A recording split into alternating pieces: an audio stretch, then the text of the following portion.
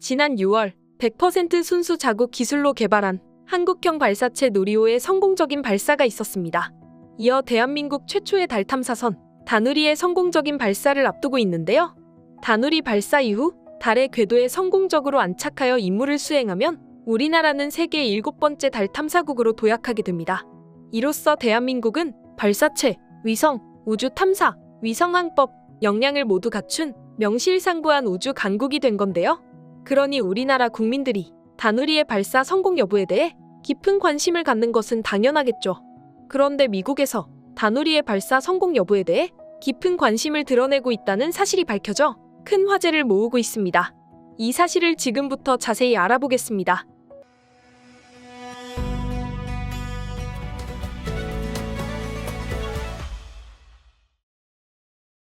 과학자들이 한국의 달 탐사 프로젝트 다누리에 대해 지대한 관심을 쏟고 있습니다. 세계적으로 저명한 과학학술지 네이처와 사이언스도 다누리에 대해 소개하면서 과학계의 기대를 대변했는데요. 특히 네이처는 지난해 12월 다누리 발사를 올해 주목해야 하는 과학 이슈 7가지 중 하나로 꼽기도 했죠. 다누리가 이렇게 관심을 받는 여러 이유 중 하나는 한국천문연구원이 개발한 광시야 평광 카메라 폴캠 때문입니다. 폴캠은 특정 방향으로만 진동하는 비입 평광을 활용해 달 표면의 입자 크기나 티타늄 분포를 확인하는 장비인데요. 지구에서 보이지 않는 달 뒷면의 입자 크기와 티타늄 분포를 조사하는 것은 이번이 처음이기 때문에 전 세계 과학계에 이목이 쏠린 것이죠. 또 한국전자통신연구원이 개발한 장비를 통해 지구와 우주, 인터넷 통신 시험도 세계 최초로 수행됩니다.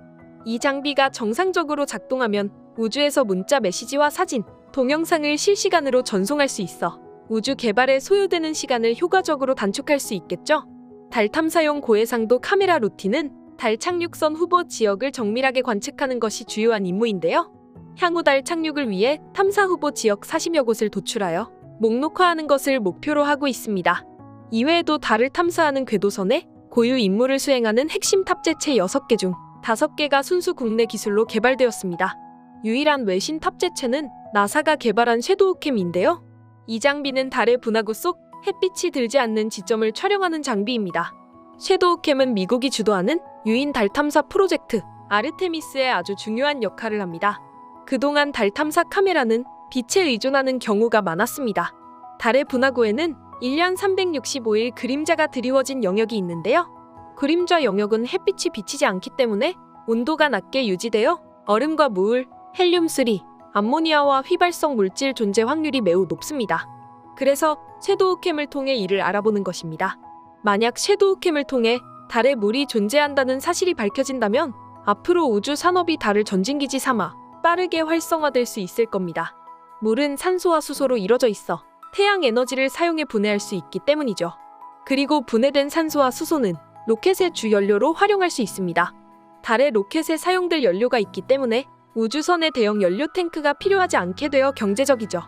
또 달의 중력은 지구의 6분의 1밖에 되지 않습니다.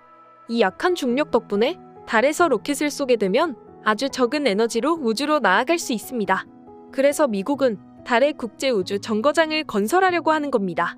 이 계획을 아르테미스 계획이라고 부르고 있죠. 이 아르테미스 계획이 효과적으로 성공한다면 나사와 테슬라가 열정적으로 추진하고 있는 화성 유인거주 프로젝트의 성공 가능성도 높아질 겁니다. 그렇기 때문에 나사는 항공우주연구원과 모든 부분에서 긴밀한 협력을 이어가고 있는데요.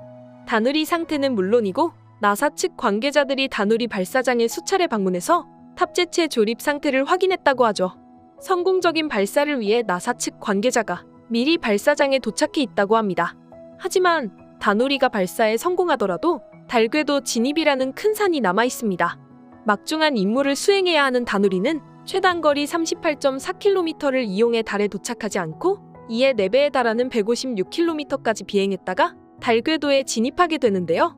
총 4개월 반가량의 시간을 소요해 올해 12월 말 달 궤도에 진입하게 됩니다. 이는 약 1톤에 달하는 궤도 탐사선의 무게를 고려하여 연료 소모량을 효율적으로 절감하기 위해 전략적으로 채택한 항법이라고 합니다. 이를 탄도형 달 전이 방식이라고 불리는데요. 미국의 나사 쪽에서도 다누리의 역할이 중요하기 때문에 이 탄도형 달 전이 방식을 성공시키기 위해서 수년 시간 동안 철저히 준비했다고 합니다. 탄도형 달 전이 방식은 기술 난이도가 높고 운항 시간이 길어서 우리나라의 힘만으로는 운행이 불가하기 때문에 미국 나사의 협력을 받는 건데요. 이번 나사와의 협력을 통해 우리나라의 궤적 운영 노하우가 비약적으로 증진될 것이라고 믿고 있습니다. 한국은 누리호에 이어 다누리 발사를 통해 우주 강국에 한 걸음 내딛었습니다. 윤석열 대통령은 지난달 6일 대전시 항공우주연구원 연구동을 찾아 누리호 발사 성공으로 위성 기술과 발사체 기술을 동시에 갖춘 세계 7대 우주 강국이 됐다며 본격적인 우주 경제 시대를 열기 위해 정부도 과감하게 투자할 것이라고 말했는데요. 아직은 항공우주 산업의 역사가 짧기 때문에 투자가 원활히 이뤄지고 있지 않는 것 같습니다. 업계 내 최고의 일자리 중 하나로 손꼽히는 항공우주연구원에서조차 처우 개선에 대해 불만이 터져나오는 상황이라고 하는데요. 항공우주에 관여하고 있는 중소기업의 상황은 더욱 열악할 수밖에 없다고 합니다. 이에 전문가들은 양질의 인력들이 다른 일자리를 찾아 업계를 떠날지도 모른다는 우려 섞인 목소리가 나오고 있기도 하죠. 한국이 진정한 우주 강대국으로 나아가기 위해선 선진국과의 현격한 기술 격차를 줄이려는 노력과 이에 상응하는 꾸준한 투자가 필수적일 것입니다. 누리호, 다누리의 연이은 발사로 우주 산업에 대한 국민적 관심도가 높아지고 있습니다. 온 국민이 우주 탐사에 관심을 갖는 좋은 계기가 된 것 같은데요. 이런 관심이 여기서 끝나지 않고 계속 이어져서 달 착륙선, 유인 탐사선, 더 먼 심우주까지 나아가 한국이 진정한 우주 강국이 되면 좋겠습니다. 우리나라 우주 개발의 밝은 미래를 응원하면서 오늘 영상 마무리하겠습니다. 여러분의 좋아요와 구독은 영상 제작에 큰 힘이 됩니다. 알람 설정을 하시면 빠르게 소식을 받아보실 수 있습니다. 오늘도 시청해주셔서 감사합니다.